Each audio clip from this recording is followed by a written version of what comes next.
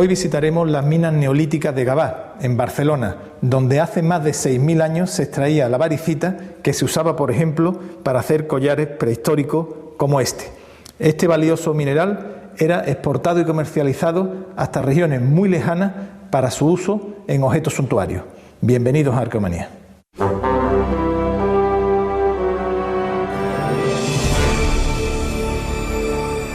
La prehistoria en la península ibérica continúa siendo una frontera, un filón para los investigadores que campaña tras campaña van desentrañando culturas desaparecidas y tiempos confusos, periodos que se solapan en unos límites permeables.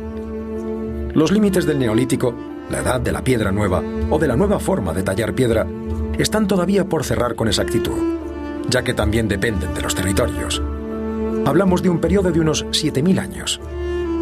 En algunos lugares, como los Millares en Almería, la llamada Edad del Cobre comenzó mucho antes que en otras zonas, superando el Neolítico.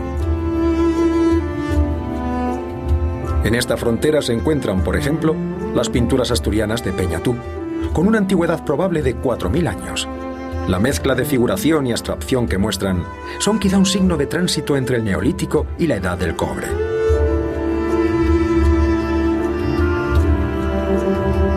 Para conocer el Neolítico pleno, es interesante desplazarse hasta la Cueva de las Ventanas, en Píñar, Granada.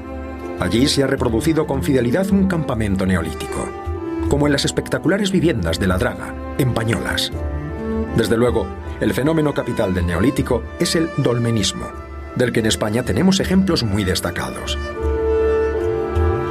Las personas del Neolítico se establecieron en territorios concretos, cultivaron la tierra, criaron animales y establecieron sociedades más organizadas. Se producen entonces los excedentes, la acumulación de riqueza y la jerarquización social. Es en ese momento cuando las sociedades comienzan a demandar materiales de procedencia lejana, fundamentalmente minerales para uso suntuario. Existió una mina en Gavà cuyo destino era la exportación de variscita a otras regiones durante el Neolítico para la fabricación de joyas. La mina de Gavà, en Barcelona, concretamente una de sus galerías, porque su extensión es enorme, puede visitarse a través de un moderno centro de interpretación. En este lugar se trata de explicar la minería neolítica y el contexto social que la hizo posible. También se intenta reproducir el ambiente prehistórico a través de un jardín botánico que se sitúa en la primera sala del centro. En espacios interiores se ubica un laboratorio del medio, unos cubos que, situados alrededor de la boca de la mina, ofrecen información al detalle sobre el Neolítico en esta región. La reproducción de galerías a tamaño natural es sin duda el plato fuerte de la visita. El acceso a las minas auténticas, además de complejo por cuestiones de seguridad, hubiera podido alterar un yacimiento arqueológico. De esta manera, se consigue que los ciudadanos puedan hacerse a la idea de lo que era una mina durante el Neolítico sin correr ningún riesgo. Durante esta visita, nos puede llamar la atención el grado de desarrollo de la sociedad de Gavà durante el Neolítico. Algunos materiales del Museo Arqueológico lo corroboran. Allí puede verse un cráneo humano al que se le ha practicado una trepanación. El enfermo sobrevivió a la intervención quirúrgica, como prueban las osificaciones de estas heridas. La llamada Venus de Gavà nos da una pista sobre el grado de civilización de estos territorios cuando las minas de variscita estaban en plena explotación. Es una figura humana hecha con cerámica que fue encontrada rota en diversos fragmentos en el relleno de uno de los pozos de las minas de Gavà. Data de época neolítica, de los inicios de la explotación minera, en torno al 6.000-5.800 a.C. Si la miramos con detalle, podemos reconocer la nariz, una nariz alargada, a ambos lados los ojos, que no tienen forma de ojos, sino que tienen forma de soles, con una pastilla central y toda una corona de radios a su alrededor. Por debajo de la nariz tenemos un motivo con forma de peine, que representa un collar, con su soga al cuello, dos pechos. Se trata, por tanto, de una figura femenina, de la representación de una mujer. Los brazos doblados por los codos con las manos, con sus 5 dedos y apoyados uno de ellos encima del vientre, y a ambos lados de las manos vemos también representados lo que sería una serie de pulseras. La mano izquierda está apoyada sobre el vientre, que si nos fijamos vemos que está abultado, como representando el vientre hinchado de una mujer embarazada, de una mujer encinta, y a ambos lados también del vientre lo que vemos es una serie de estrías, de líneas, de incisiones marcadas que también evocan de alguna forma las estrías del vientre hinchado de una mujer embarazada. Desde nuestro punto de vista creemos que estamos delante realmente de una representación de una divinidad, de una diosa. El equipo de investigación de las minas de Gabá ha elaborado un audiovisual que recrea los trabajos de extracción y procesamiento del mineral de varicita. Se han estudiado cuidadosamente las condiciones de las labores mineras y se ha especulado acerca del uso de determinados instrumentos como este taladro. No hay metal, no hay herramientas de metal. Todas las herramientas son de piedra, de hueso, que son las que se han conservado, de madera, pero metal ninguno. Entonces, concretamente en Gabá, en las minas de Gabá, hay 2 instrumentos que son específicamente mineros de estas minas, que son el pico, mazo, martillo, le podríamos hablar de diferentes formas, de roca, de piedra, que es una roca que se llama corneana, que la corneana es una roca metamórfica que se forma en Gabá. No, habría que traerla, en Gabá no hay, habría que traerla, pero bueno, no muy lejos, en sierras cercanas a Gabá se encuentra la corneana. Esto por un lado. Por otro lado, tenemos instrumentos de hueso, herramientas de hueso, es decir, cinceles hechos con huesos de buey, que en combinación con los martillos de corneana se utilizarían también para trabajar en las pizarras. Aparte de estos 2 instrumentos, que son los que se han conservado, seguramente habría otros de materiales que se han perdido, como la madera. Posiblemente se utilizarían palancas de madera, que esto se ha perdido, o capazos, cestos de materias vegetales que tampoco se han conservado. Las evidencias que tenemos, lo que sí que nos dicen es que trabajaron tanto hombres como mujeres. O sea, hay evidencias antropológicas que nos dicen que hay el desgaste que provocaría sobre los huesos de las extremidades superiores de los brazos, el que provocaría el trabajo en las minas, lo encontramos sobre hombres y sobre mujeres. Sobre niños este dato no lo tenemos. Lo que sí que tenemos, que nos apunta un poco al trabajo de los niños, es que realmente hay algunas galerías que son espacios muy, muy pequeños, que da toda la impresión de que quien estuvo trabajando allá era un niño o era una persona de talla muy, muy pequeña. El hecho de que existiera una minería destinada a la fabricación de objetos suntuarios nos lleva a plantear que la sociedad del Neolítico era más avanzada y jerarquizada de lo que se creía.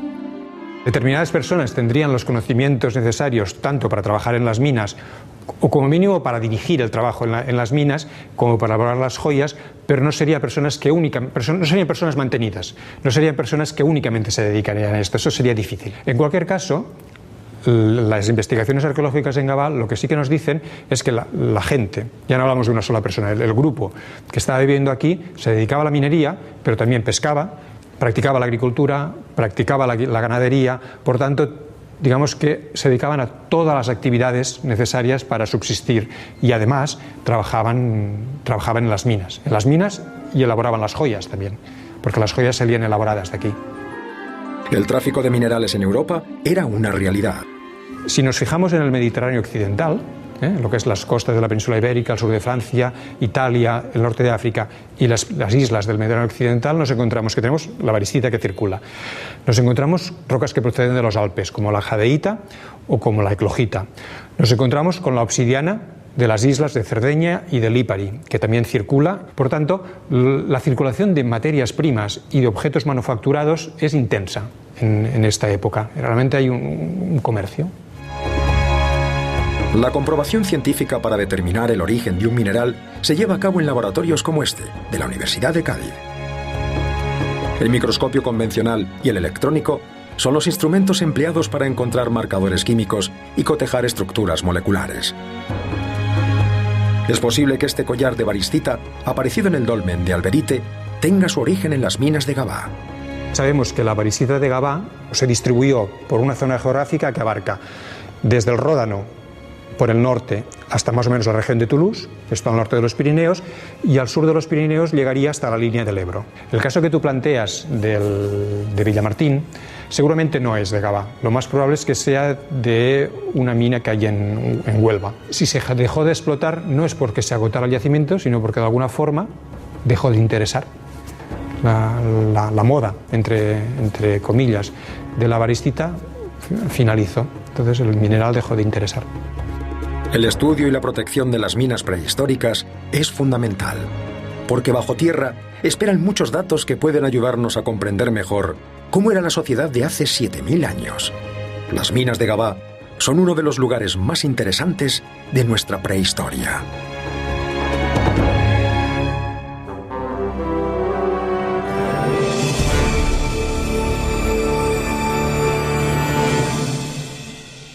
Yo soy una persona curiosa, tengo interés en conocer pues desde el origen del universo hasta cómo nosotros llegamos aquí, ¿no?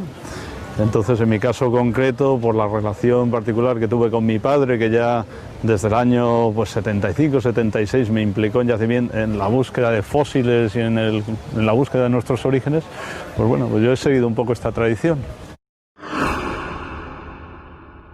Concretamente en Europa, que es en el ámbito en el que yo trabajo ahora, pues sería muy interesante saber cuál fue la especie humana que llegó a Europa desde África, o si fueron varias, cuáles fueron, ¿no? Y también si esta primera migración pues fue seguida de otras, o estos primeros homínidos se instalaron aquí, perduraron y evolucionaron en Europa o no. Fundamentalmente ha de ser una persona con gran curiosidad y que aplique con rigor el método científico.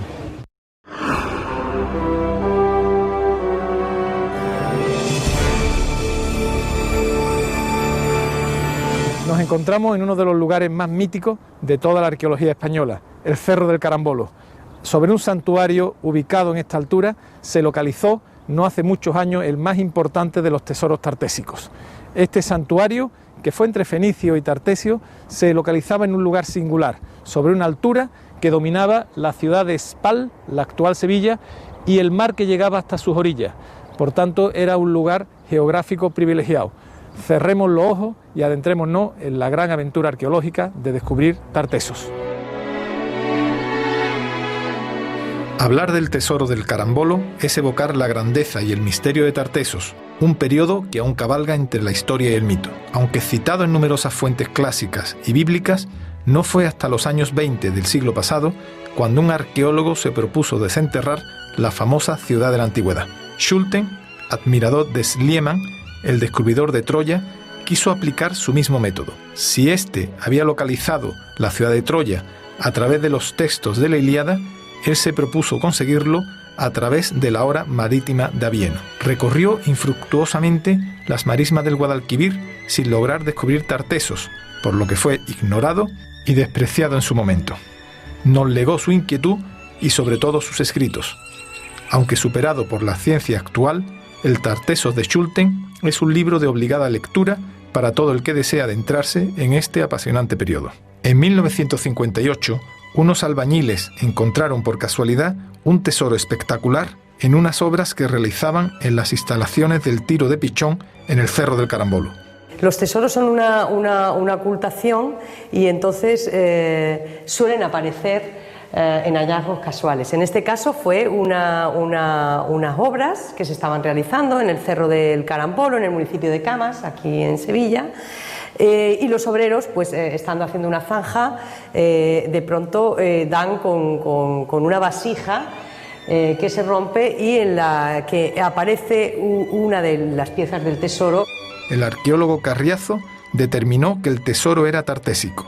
La intervención de Carriazo hay que entender que la hizo en su momento con la metodología y los medios que tenía en ese momento, y ya tuvo su importancia porque gracias a él se materializó Tarteso. Hasta entonces solo estaba en las fuentes, una idea sin un testimonio material, y a partir de su excavación él dijo: esto es lo tartésico, ¿no? Y él hizo esa vinculación con los fenicios.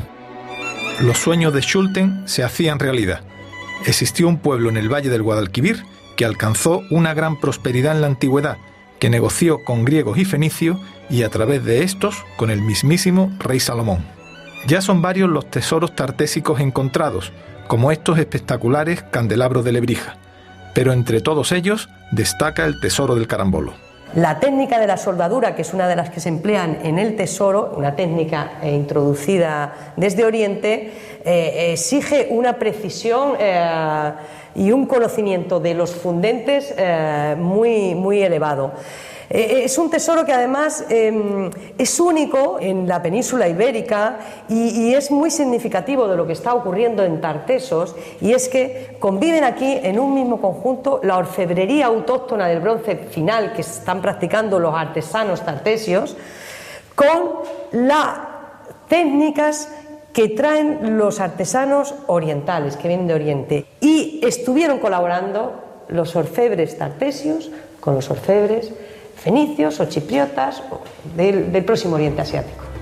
Tartesos fue el nombre que los griegos dieron a la ciudad o al territorio que se ubicaba en la desembocadura del Guadalquivir, situada en aquel momento en las cercanías de la actual Sevilla.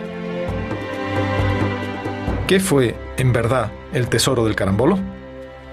Pudo portarlo un personaje muy importante, de un rango equivalente a un monarca, a un sumo sacerdote, a una reina, a una suma sacerdotisa.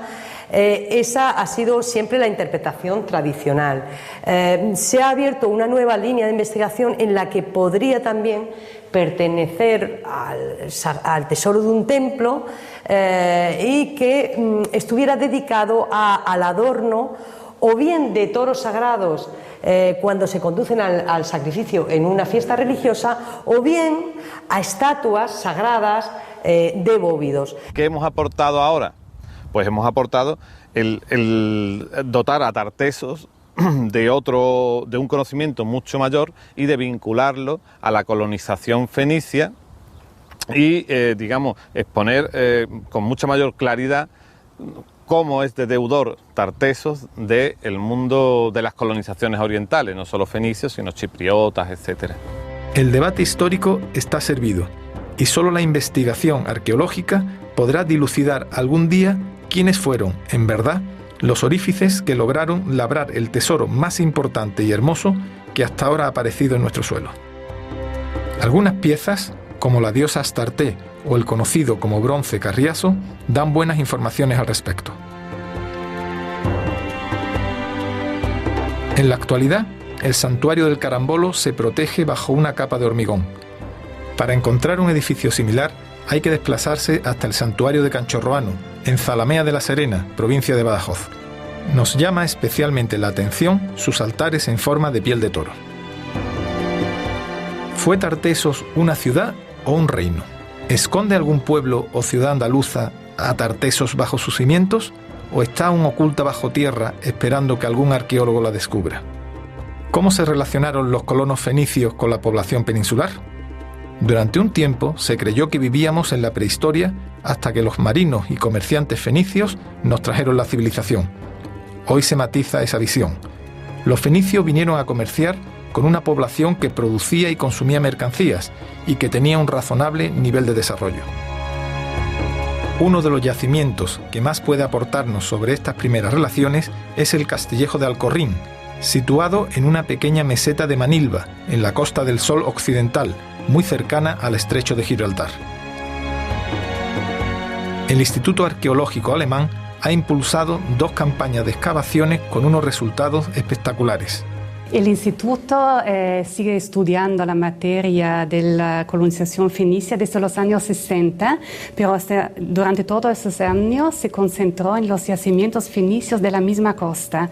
Y ahora, por primera vez, la línea de investigación es otra, es estudiar un yacimiento de población autóctona y estudiar la colonización fenicia desde la perspectiva local, de la perspectiva de la población local, que en el fondo ha formado el imán que atrajo las poblaciones y los comerciantes, los navegantes fenicios. ¿Y hay algún elemento, por ejemplo, que se vea de aculturación fenicia, indígena, donde podamos ver alguna pieza que podamos ver la influencia fenicia sobre la tradición o la cerámica? Sí, lo podemos ver en lo podemos ver en la arquitectura, por ejemplo, pero también en un hallazgo especial, un hallazgo que es muy pequeño Y parece de poca importancia, pero es sumamente importante porque, como ves, lleva 2 líneas de graffiti. Escritura, ¿no? Parece escritura, ¿no? Es escritura, son 2 líneas de escritura de graffiti, así los llamamos, fenicios. Y lo interesante es que el fenicio que grabó estos graffiti lo hizo antes de la cocción de este vaso. Y el vaso es un vaso de almacenamiento hecho en la tradición local, hecho a mano. Y por lo tanto aquí tenemos un objeto local, indígena, local, con una inscripción fenicia, y es el reflejo perfecto de la integración profunda entre ambas culturas. La ciudad tiene una superficie de 11 hectáreas y se encontraba protegida por una sólida muralla que llegó a tener casi 5 metros de anchura, con amenazadores bastiones que alcanzaron los 11 metros de altura. Las investigaciones que estamos llevando a cabo en Alcorrín representan la reacción de primera línea de las comunidades prehistóricas, ¿no?, que eran de finales de la Edad del Bronce, que se encuentran con el interés de los colonos fenicios por instalarse en la península ibérica. Entonces, ante esa coyuntura, el mundo indígena tiene que manifestar su capacidad de control, de dominio de su territorio, y lo que nosotros interpretamos es que asume o elige fórmulas que sean entendidas por el mundo fenicio y que le permitan entender a los fenicios cómo precisamente estas comunidades de tradición prehistórica tienen capacidad para presentarse ante ellos y evidenciar el control que tienen de su propio territorio. Alcorrín se está fechando en un momento del siglo IX a.C. A finales del siglo IX, ahora mismo prácticamente en la península ibérica, los yacimientos que conocemos son desde finales de la Edad del Bronce, y solo en Huelva empieza a haber indicios de que los fenicios están estableciendo unos primeros contactos directos con el mundo indígena en lo que sería el ámbito tartésico. O sea que prácticamente Alcorrín se convierte en un yacimiento de referencia para entender cuáles son las reacciones de primera línea del mundo indígena con los fenicios. Alcorrín vivió su esplendor al mismo tiempo que se levantó el primer santuario del Carambolo, un momento clave para rasgar el velo de Tartesos y descubrir su relación con los pueblos marítimos del Mediterráneo oriental. La arqueología también forma parte de nuestra propia historia personal. Nos despedimos hoy con una evocación nostálgica de aquellas visitas infantiles a los museos arqueológicos. Y no olviden que en el próximo programa vamos a continuar contándoles lo que ocurrió hace mucho, mucho tiempo.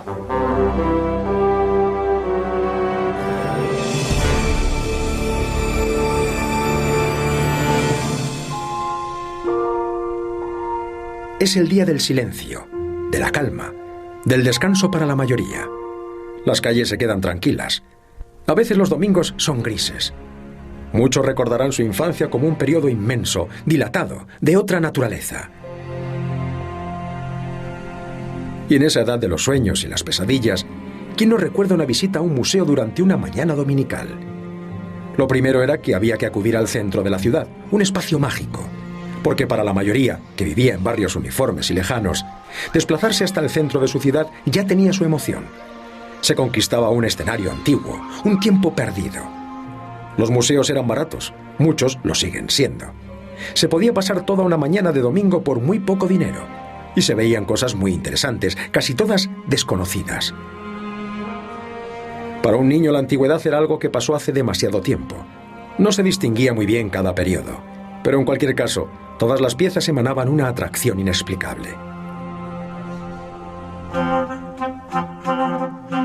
¿Por qué las estatuas estaban todas rotas? ¿Es que los antiguos no sabían hacerlas bien? ¿Por qué hacían todos los platos de barro? Entonces, alguien explicaba que el paso del tiempo había producido ese deterioro y que hace 1000 años no existían los materiales de ahora. Siempre había muchas tumbas y lápidas. Las tumbas parecían pequeñas. ¿Solo morían los niños? ¿Los antiguos eran todos bajitos? ¿Y aquellas lápidas colgadas de las paredes, por qué no estaban en los cementerios? ¿Tenían cementerios los antiguos? Y la mañana iba pasando entre mármoles. ¿Se había gastado todo el mármol en la antigüedad? Porque ya no se veían apenas cosas hechas de mármol. Las monedas eran muy graciosas. Algunas eran de oro, otras muy negras. Incluso las había cuadradas. Lo que no hacían los antiguos eran billetes. Los billetes eran modernos. Y entonces pensabas que los ricos de hace mucho tiempo tendrían que tener gente que les ayudara a llevar tanta moneda y que los pobres tendrían un saquito como el de Judas. Capítulo especial merecía la cuestión idiomática. Casi todo lo de los museos estaba escrito en latín, que era una lengua muy vieja y muy difícil, que solo hablaban los curas y algunos profesores de los hermanos mayores de los compañeros de colegio. Y luego estaba el árabe. El árabe decían que se leía de derecha a izquierda. Claro, que tampoco se entendía así. Y alguien decía que tal o cual antigüedad era de la época de Almanzor, y ese nombre traía como un eco de pavor. Y todas aquellas caras talladas que parecían dioses. Porque los antiguos creían en los dioses, estaban equivocados. Porque Dios solo había uno, pero claro, ellos no lo sabían todavía y se confundían. Aquellos dioses estaban medio desnudos, bueno, las diosas casi siempre. ¿Cómo iba a estar un dios desnudo? También se aprendía la anatomía en los museos, en los cuadros y las esculturas. Claro que con tanto brazo roto uno podía confundirse. Las esculturas parecían tan reales, solo les faltaba hablar y contar su historia. Claro que seguro que hablarían en latín y no se entendería nada. Y así se volvía poco a poco a la vida real tras dejar el museo una mañana de domingo. Pensando en las espadas y los escudos, en las caras de las esculturas, en la extraña paz, en el sosiego que había dentro del museo, en su grandiosidad. Los museos no son meros almacenes. Tienen dentro la llave de la imaginación de los niños. Albergan tantos secretos y complejidades que hacen falta muchos domingos de la infancia para ir respondiendo a algunas preguntas. Por cierto, quizá no haga falta responderlas todas. Quizá, ya de adultos, estas respuestas nos aguardan en aquel museo que visitábamos las mañanas de domingo.